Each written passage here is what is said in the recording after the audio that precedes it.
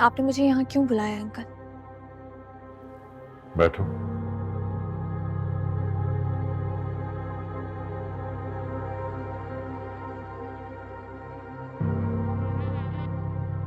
तुम आखिर चाहती क्या हो? क्यों मुझे और सोनिया को खुश नहीं देख सकती? बार बार हमारे दरमियान में आके खड़ी हो जाती हो और मुझे एहसास दिलाने के लिए जैसे सिर्फ राफे और तुम ही सोनिया के लिए अहमियत रखते हो। मेरी उसकी जिंदगी में कोई हैसियत नहीं है। For God's sake अंकल, आप ये सब कुछ कैसे कह सकते हैं? वो भी उस औरत के लिए जिसने सिर्फ आपकी खुशी के लिए जीने की कोशिश की है। नो, ऐसा नहीं है। वो तुम्हारी खुशी के लिए जी रही है। मेरे साथ होके भी वो मेरे साथ नहीं है। हर वक्त तुम्हारे बारे में सोचती रहती है। मेरा कोई ख्याल नहीं है। जब तक तुम उसकी जिंदगी में हो वो मेरी नहीं हो सकती। और मैं इस तरह की बटी हुई जिंदगी नहीं गुजार सकता। अगर इसी तरह चलता रहा तो मैं छोड़ दूंगा उसे। आप ऐसा नहीं कर सकते। मैंने सिर्फ इसीलिए ज़हीन से शादी की थी ताकि मेरी मम्मा अपने घर में खुश रह सके। तुमने मुझ पे कोई एहसान नहीं किया, बल्कि एहसान तो मैंने तुम पर किया है कि ज़हीन जैसे अमीर ज़ादे से तुम्हारी शादी करवा दी जो करोड़ों का मालिक है, जिसे छोड़कर भी बहुत कुछ तुम्हारे हाथ लगेगा। लेकिन तुम दोनों माँ बेटी एहसान फरामोश हो।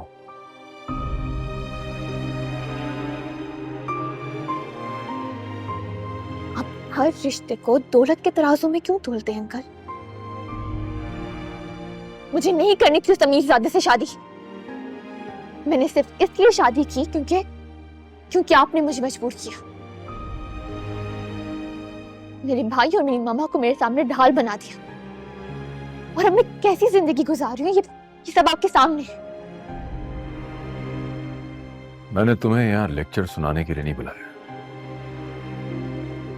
अब मेरी बात गौर से सुन। अगर तुम सोनिया और अपने भाई को खुश देखना चाहती हो तो आज के बाद तुम उनसे नहीं मिलोगी।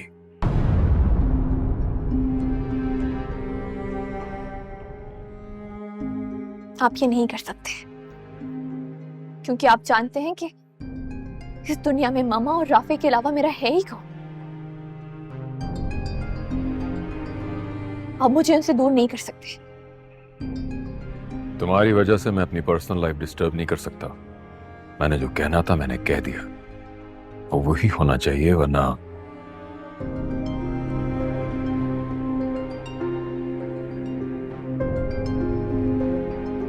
कितना आसान है ना आपके लिए सब कुछ कहना। उस औरत को छोड़ना जिसने आपसे जुड़े हुए हर रिश्ते को अपनाया। और आपने क्या किया? आपने उनसे जुड़े हुए रिश्तों के साथ क्या किया? पहले मैं मजबूर थी, इसलिए जब आपने मुझे फोर्सफुली ज़हीन से निकाह करने पर मजबूर किया मैंने कर लिया। लेकिन अब और नहीं। अब मैं मजबूर नहीं होंगी। तुम्हारी यही बात और बागी ख्यालात, इन सब ने सोनिया का दिमाग खराब कर दिया है। तुम्हारे ये नादिर ख्यालात सुन के वो खुद को चट्टान समझने लगी है और मुझसे टकराना चाहती है। मुझसे।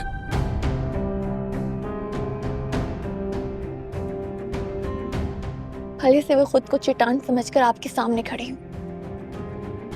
मेरा आपसे वादा है अंकल, अब मैं उन्हें कभी बिखरने नहीं दूंगी, और वो भी आप जैसे शख्स के हाथों। इससे ना तो रिश्तों की कदर है और ना ही उनकी पहचान। Enough is enough. शायद तुम भूल रही हो कि तुम किससे बात कर रही हो। नहीं, आपसे बात करते हुए मैं कभी नहीं भूलती कि मैं किससे बात कर रही हूँ। लेकिन अंकल, आप भी ये बात याद रखिएगा, अगर अब आपकी वजह से मेरी मामा को जरा सी भी तकलीफ हुई तो मेरी कहानी में आपका नाम भी शामिल होगा। मैं पूरे मीडिया के सामने सब खोल दूंगी और आप याद रखिएगा कि मैं ये सब कुछ कर भी सकती हूँ।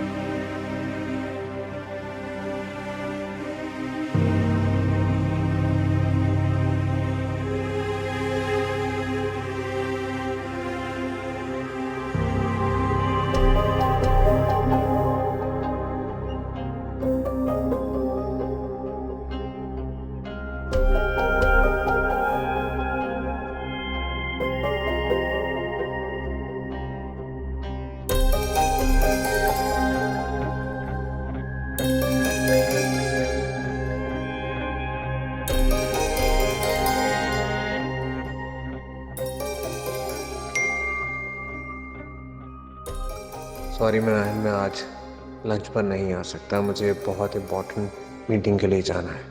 हम बाद में मिलते हैं, बाय।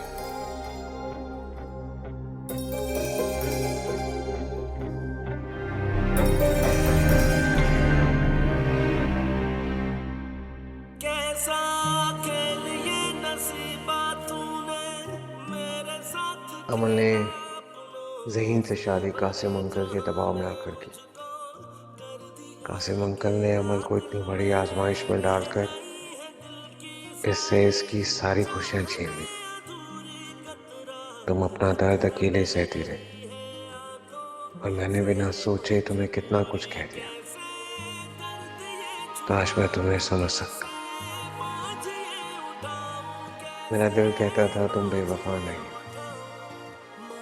और इसलिए मेरा दिल आज भी तुमसे मोहब्बत करता है और इस मोहब्बत का एहतराम करता है।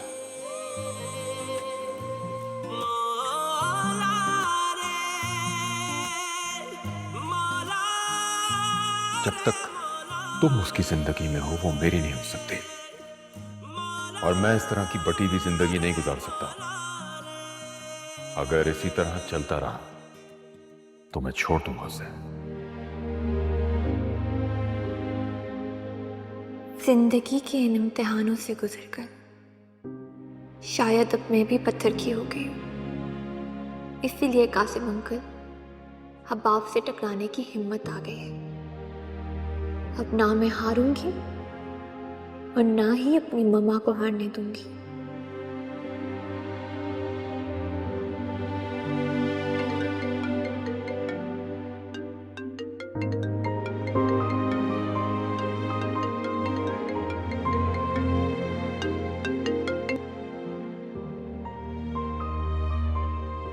हेलो मामा, मैं एक इम्पोर्टेंट काम से बाहर आई हूँ।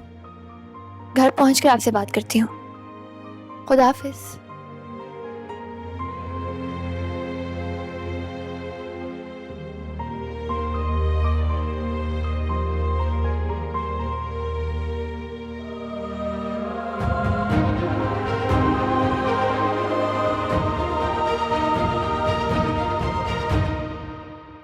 ठीक कह रही हैं मामा, लेकिन अब देख। अस्सलाम वालेकुम, कैसी हो हानिया? वालेकुम अस्सलाम। ठीक ठाक हूँ। क्यों, मुझे कुछ होना था क्या? तुम बताओ, तुम्हारे दिमाग में क्या चल रहा है? क्या मतलब? मेरा मतलब ये है अमल कि अब किसको जेल भेजने का प्लान है तुम्हारा? ये अचानक तुम्हारा अंदाज क्यों बदल गया? मेरा तुमसे तो कोई झगड़ा नहीं है। मेरी रगों में ना इसी घर का खून दौड़ा है अमल। मेरी माँ, मेरा भाई चाहे मुझसे नाराज हो जाए, लेकिन कोई भी प्रॉब्लम, कोई भी परेशानी आई ना अगर मेरी फैमिली में, तो मैं इनके साथ खड़ी भी होंगी, ये याद रखना। इस बात का अंदाजा था मुझे कि तुम भी अपनी फैमिली का साथ दोगी, सच का नहीं। Oh, come on, Hania. किस औरत के मुंह लग रही हो? लेवल देखा है इसका? ये जो थर्ड क्लास लड़की है ना मामा, इसका जो असली चेहरा है मैं पूरी दुनिया के सामने लेकर आऊंगी। स्टॉप इट हानिया, ये मत भूलो कि अभी भी मैं रिश्ते में तुम्हारी भाभी हूँ। वो कोई भाभी नहीं लगती हो तुम इसकी। अपनी औकात में रहो।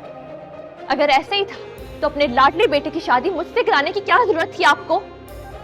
और सच तो ये है कि वो घटिया शख्स मेरा शौहर बनने के काबिल ही नहीं है। और तुम अपनी हद में रहकर बात क्या करो? तुम क्या मेरा असल चेहरा दुनिया के सामने लाओगी? फेक पर्सनैलिटीज तो तुम लोगों की है, जो रिश्तों को जरूरत के तहत इस्तेमाल करते हैं। जहां जरूरत खत्म, रिश्ता खत्म। बेवकूफ लड़की। बेवकूफ नहीं है ये मामा, बेवकूफ बिल्कुल नहीं है। ये बहुत चालाक हैं ये दोनों माँ बेटियां। अभी तक मैं इन लोगों को सही समझती थी। मुझे लगता था सोनिया आंटी, कासिम अंकल जो भी कर रहे हैं बिल्कुल ठीक है, लेकिन अब मुझे पता चला कि वहां उस घर में तो उन लोगों ने जहर घोल के रखा हुआ है। और ये इसने आप लोगों का जीना हराम किया हुआ है यहाँ पे। एनीवे, तुम इसके बारे में फिक्र नहीं करो। I will handle her. I wanted to discuss something important. Thank you so much, आपने मुझे माफ कर दिया। बहुत बड़ी बात है ये मेरे लिए कि आपने मुझे माफ कर दिया। Thank you. मेरी बेटी हो तुम।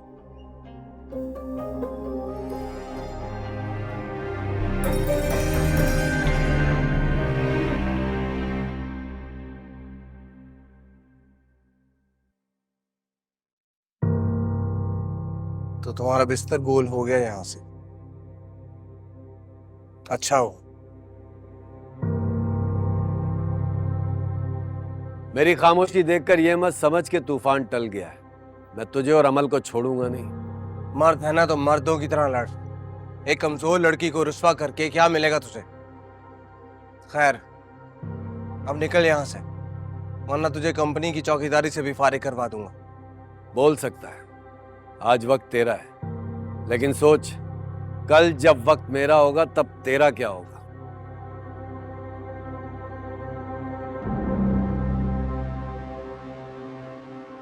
ये इतनी आसानी से पीछे हटने वालों में से नहीं है। यकीनन अब कोई नई चाल चलकर फिर कुछ गलत करेगा।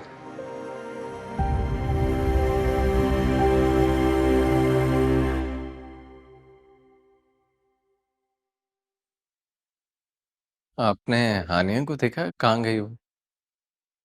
मैके गई है, अपनी माँ से मिलने आ जाएगी शाम तक।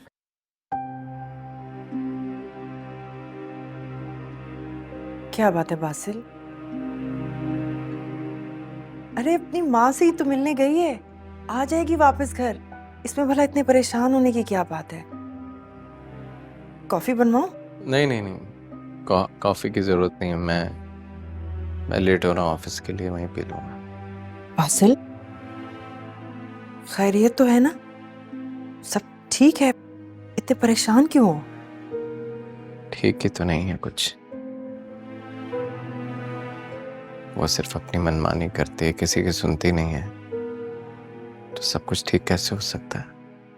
इतनी सी बात के लिए इतना उदास हो गए हो? रिश्ते निभाने की चाहत अगर दोनों में हो तो रिश्तों में दरार नहीं आती। अगर अपनी मर्जी से जीना चाहती है तो साथ दो उसका, जीने दो उसे। वैसे बेटा, हम सफर का मतलब ये होता है कि एक दूसरे को प्यार से ट्रीट करना, बस। You know what? आप बेस्ट। सारी मुश्किलों को हल इतनी आसानी से निकाल लेते हैं। कैसे करते हैं आप ये सब कुछ?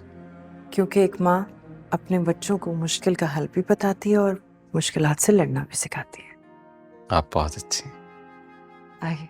वैसे मैं मीटिंग में ही जा रहा था। Good luck. आई विश कि ये कॉन्ट्रैक्ट हमें ही मिले। जरूर, हमें ही मिले।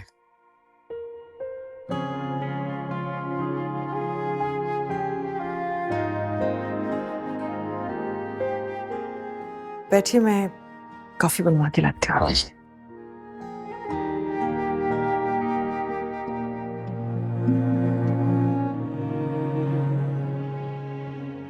कितना आसान है ना आपके लिए सब कुछ कहना, उस औरत को छोड़ना जिसने आपसे जुड़े हुए हर रिश्ते को अपनाया। और आपने क्या किया? आपने उनसे जुड़े हुए रिश्तों के साथ क्या किया?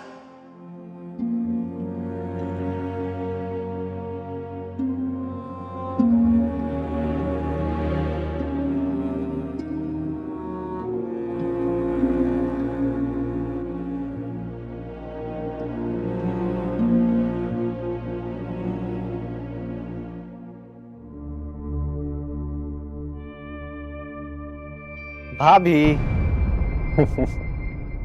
क्या बदतमीजी है ये? ओहो, बदतमीजी लगी आपको? प्लीज को मत बुलाइएगा, प्लीज। प्लीज से मुझे बहुत डर लगता है। कौन हो तुम लोग? हिम्मत कैसे हो यहाँ आने की? आइए ना भाभी, बैठते हैं, देखें कितना अच्छा मौसम है। हाथ छोड़ो, मैंने कहा हाथ छोड़ो मेरा।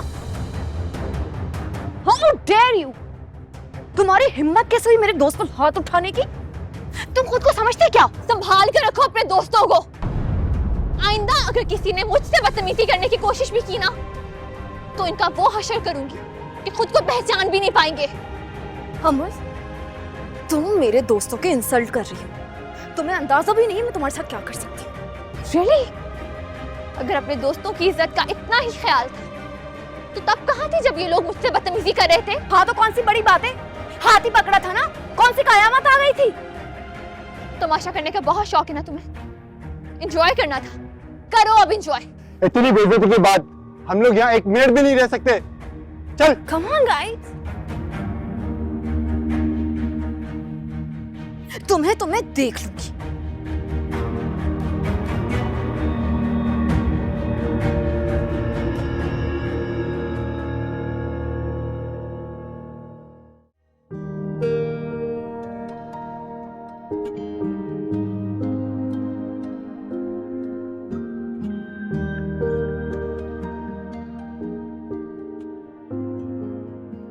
क्या बात है? क्या सोच रहे हो? कोई बात करनी है? तुम्हें कैसे पता कि मुझे कोई बात करनी है? क्योंकि तुम्ही ने कहा था कि मैं तुम्हारे दिल में रहता हूँ, इसलिए मैं जानता हूँ कि तुम्हारे दिल में क्या है। तो फिर तुम्हें ये भी पता होगा कि इस वक्त मेरे दिल में क्या है? तुम्हारे दिल में सिर्फ मैं हूँ।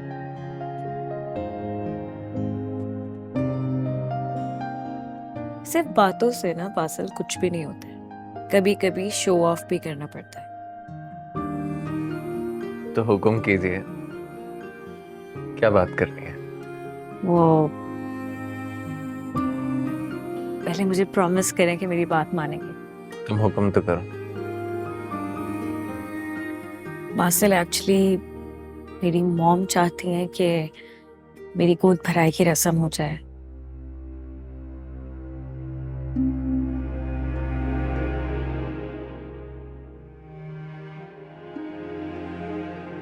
देखो, ये पॉसिबल नहीं होगा। क्यों? क्या वजह है? क्यों नहीं हो सकता? देखो, दोनों घरों के हालात ठीक नहीं चल रहे हैं। ऐसे में हम इस तरह की गोद भराई की रस्म करें, बहुत हिमाकत की बात होगी। बासिल, अगर दोनों घर के हालात सही नहीं चल रहे, उसमें मैं अपनी खुशी इग्नोर कर दूं, मैं अपनी खुशी को एंजॉय ना करूं? नहीं, बड़ी खुशी है बासिल, क्या हो गया है? ठीक है, तुम अपनी खुशी मना लो, मैं बात कर लूंगा पापा से। पक्का?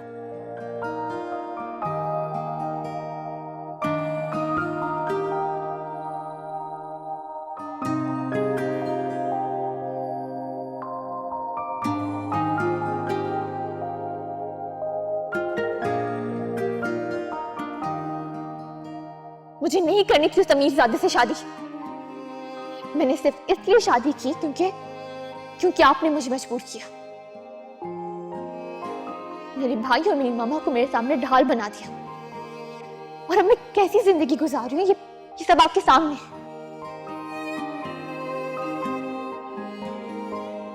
मैं जानता हूँ कि जिंदगी अधूरी ख्वाहिशों का सिलसिला है। मेरी मोहब्बत भले मेरे लिए रोग बन गई हो, लेकिन आज मैं खुश हूँ कि मेरा एतबार, मेरी मोहब्बत, मेरा यकीन जीत गया। सच पूछो तो मेरी नज़र में तुम्हारे लिए इज्जत और बढ़ गई है कि तुमने जो कुछ किया वो सोनिया आंटी और राफे की खुशियों के लिए किया। तुम सच में बहुत अच्छी हो Amal. I love you. Hello Amal. Rehan, कुछ पता चला उस आदमी के बारे में जिसको माहा और ज़हीन ने हायर किया था? नहीं, अभी कुछ पता नहीं चला, लेकिन बहुत जल्द चल जाएगा। उस आदमी का पता करना बहुत जरूरी है। सिर्फ वही माहा और ज़हीन के खिलाफ गवाही दे सकता है। मुझे ये सब कुछ बहुत अजीब लग रहा है, बहुत अजीब फील हो रहा है। मैं उस आदमी को बहुत जल्दी ढूंढ लूंगा, तुम टेंशन मत लो। डोंट वरी, उसका बहुत जल्दी पता चल जाएगा।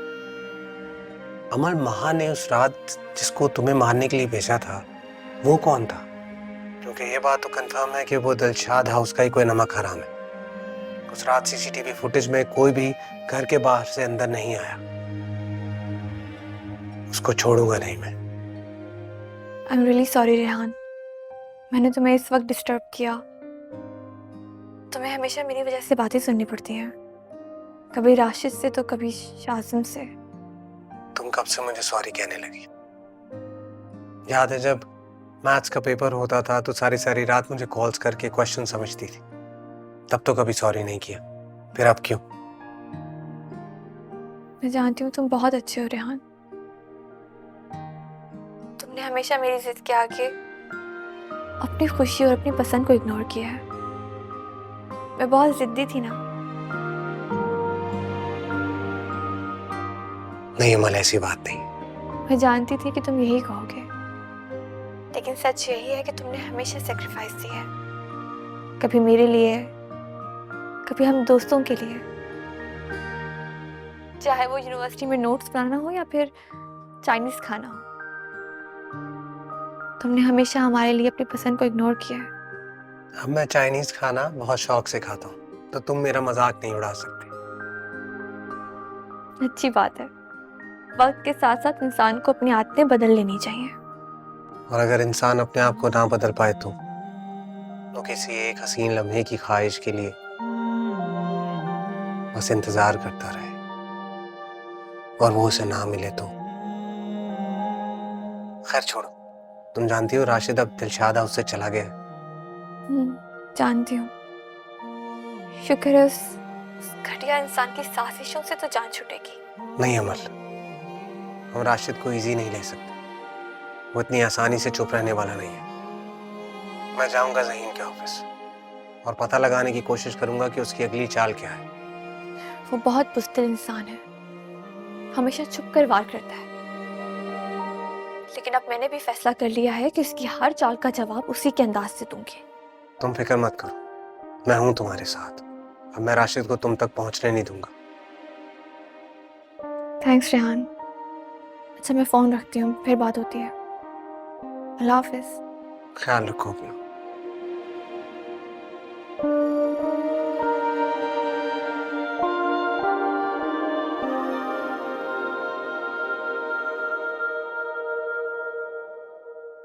पिछले 2 दिन से तुम मेरे नंबर पे कॉल्स कर रहे हो। क्या मसला क्या है तुम्हारा? अब क्या चाहिए? सर आपने कहा था मैं आपका काम करूंगा, आप मुझे बहुत सारी पेमेंट देंगे, आपने थोड़ी सी रकम मेरे अकाउंट में ट्रांसफर कर दी है बस। अच्छा, तुम शुक्र अदा करो। ये थोड़ी सी रकम तुम्हें मिली है ना, ये भी मैंने तुम्हें दे दी। मैंने तुम्हें किस काम के लिए हायर किया था? यही ना कि अमल पर ऐसे हमला करना कि किसी को शक ना हो।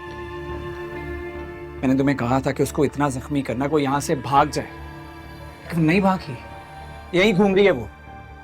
अगर मैं चाहता ना तो पुलिस को तुम्हारा नाम भी बता सकता था, याद रखो ये बात। तुम्हें मजीद पैसे चाहिए हो? सर मैंने तो अमल को सही तरह डराया था, मुझे क्या पता वो डरने के बजाय घर छोड़ के जाएगी नहीं, वहीं बस जाएगी। खामोश रहो। इस बात का किसी को भी पता नहीं चलना चाहिए कि तुम मेरे लिए काम करते हो। मैं ऑलरेडी उसकी वजह से बहुत पैसे गंवा चुका हूं, अब मजीद रिस्क नहीं ले सकता। और तुम्हें उसके बेडरूम में जाने की क्या जरूरत थी? तुम्हें मैंने कहा था घर के किसी भी कोने में पकड़कर मार देना उसे। क्या करूं सर, कहीं मौका ही नहीं मिल रहा था, मजबूरन मुझे उसके बेडरूम में घुस के उस पर हमला करना पड़ा। बस तुम्हारी इस बेवकूफ़ी की वजह से ना 2 दिन जेल में काट के आया हूं मैं। अब आइंदा ऐसी कोई गलती मत करना। जाओ अब यहाँ से। सॉरी सर, मैं आइंदा ऐसी कोई गलती नहीं करूंगा, मेरी जबान बंद रहेगी। लेकिन सर हालात थोड़े ऐसे हैं, थोड़ा चाय पानी कुछ।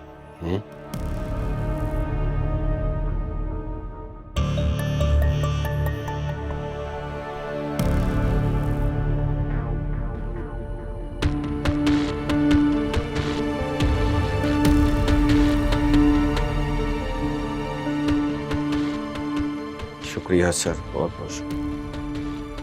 अब इस रकम के नीचे ना तुम्हारी जुबान भी बंद हो जानी चाहिए, समझे तुम? सर 10 लाख रुपए आपने दिए, इस 10 लाख के नीचे मेरी जबान तो क्या, मैं पूरा ही दफन हो जाऊंगा, बेफिक्र हो जाए सर। ये खंजर यहाँ से क्यों लेकर गए थे? अच्छा लगा था सर मुझे वो खंजर। मैंने सोचा इसी खंजर से अमल पर हमला करूंगा ना, उसे तकलीफ पहुंचेगी, मुझे ज्यादा मजा आएगा। बेवकूफ। सॉरी सर, आइंदा गलती नहीं होगी। लेकिन मैं तो एक खंजर ले गया था, ये दूसरा कहाँ चला गया सर?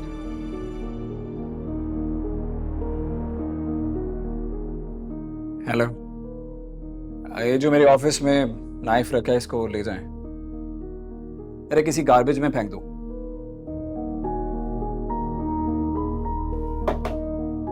अच्छा सर।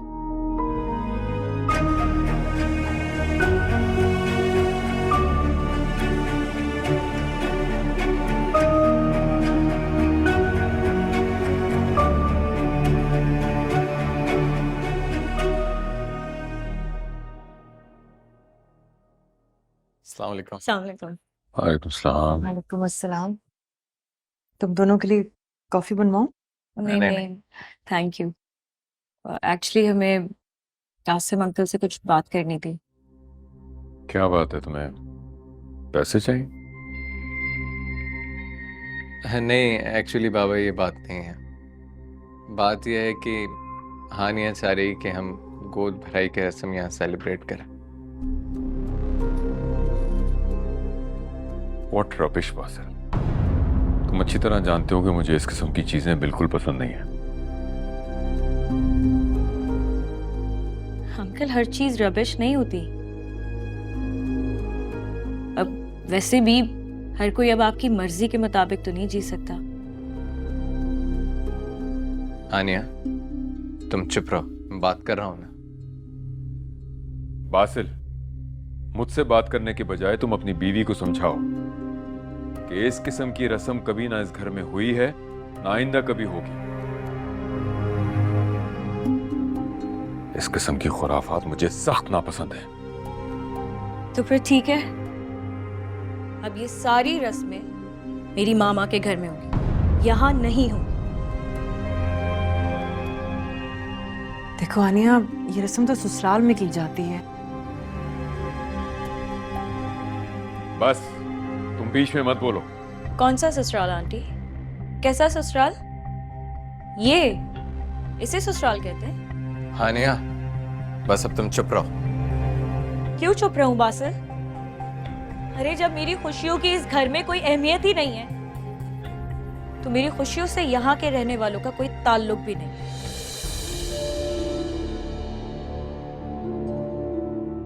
तुम अगर दिलशाद हाउस में अपनी ये फजूल सी खुशी मनाना चाहती हो तो मैं तुम्हें रोकूंगा नहीं। बाबा नो आर्ग्यूमेंट्स, जाने दो इसे। आखिर नानी का भी कुछ फर्ज बनता है। मैं भी देखूं दिलशाद बेगम अपने घर में ये गोद भराई की रस्म कैसे मनाती है। एक तरफ से ज़हीन के काले करतूतों का अंबार लगाए और सब लोगों की नजरें दिलशाद बेगम पर है,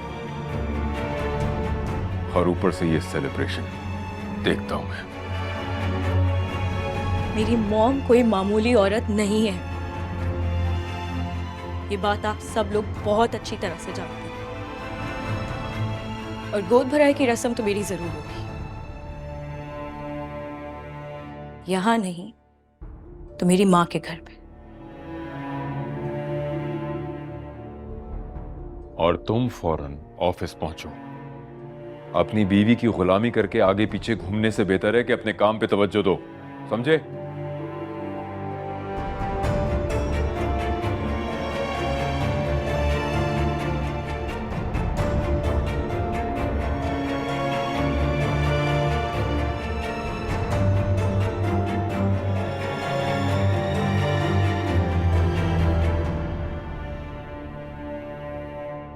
छोड़ भी दीजिए कासिम, हम हानिया और बास्तिल की खुशी के लिए ये रस्म इस घर में कर सकते हैं। तुम्हें ऐसा क्यों लगा कि तुम बोलोगी और मैं मान जाऊंगा?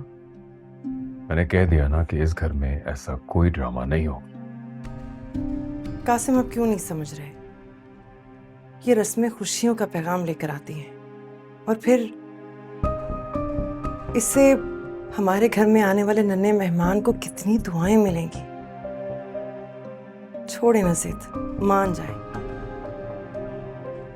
What nonsense is this? ऐसा कुछ नहीं होगा, और एक बार मैं कुछ कह देता हूं तो वो पत्थर पे लकीर बन जाती है। कासिम, पाँव के नीचे अगर सूखे पत्ते भी आ जाएं तो वो भी शोर मचा देते हैं, और आप अपने रिश्तों को यूं पाँव में रोंदते जा रहे हैं कि उनकी चीखें भी आपको सुनाई ना दे।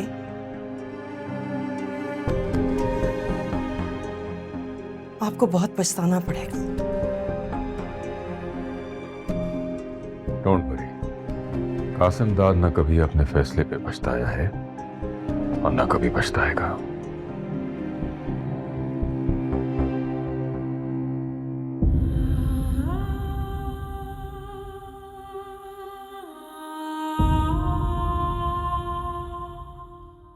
आनिया, तुमने ये सोचा भी कैसे कि तुम्हारा बेबी शावर मेरे घर में सेलिब्रेट होगा?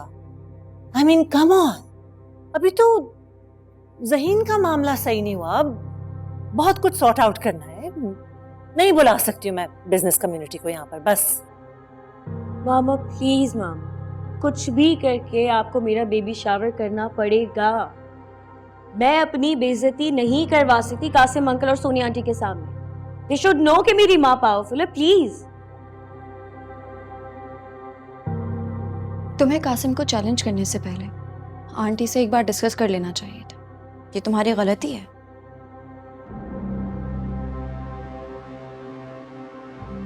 मैं अपनी माँ से बात नहीं कर रही। I'm talking to my mother, right? That's impossible, Hania.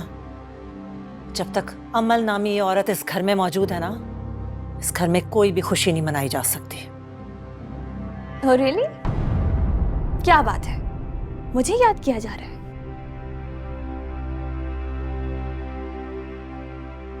Oh, think of the devil. Mom, please. अब एटलीस्ट ऐसे लोगों के होने से तो मुझे कोई फर्क नहीं पड़ता। अब मैं भी देखती हूँ कि मेरा बेबी शावर कौन रोकता है। अरे हानिया, तुम्हें ऐसा क्यों लगता है कि मैं तुम्हारे बेबी शावर की सेलिब्रेशन में रुकावट बनूंगी?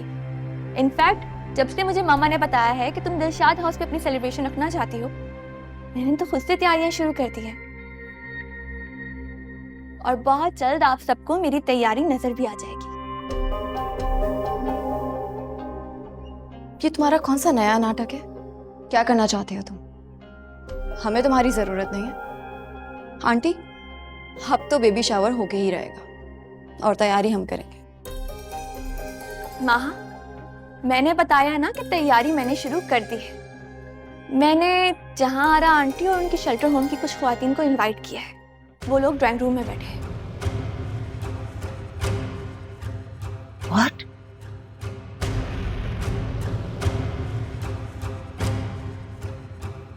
अरे आंटी, आपका चेहरा क्यों उतर गया?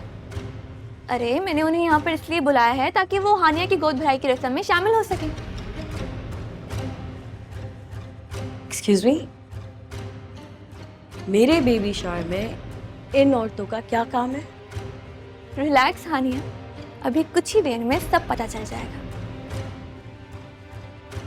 हानिया, आज तक दिलशाद हाउस में जितने भी इवेंट्स हुए हैं उसमें शहर की बड़ी बड़ी बिजनेस फैमिली शिरकत करती है, तो मैंने सोचा कि क्यों ना इस बार शेल्टर हाउस की कुछ ख्वातीन को अपनी खुशियों में शामिल कर लिया जाए।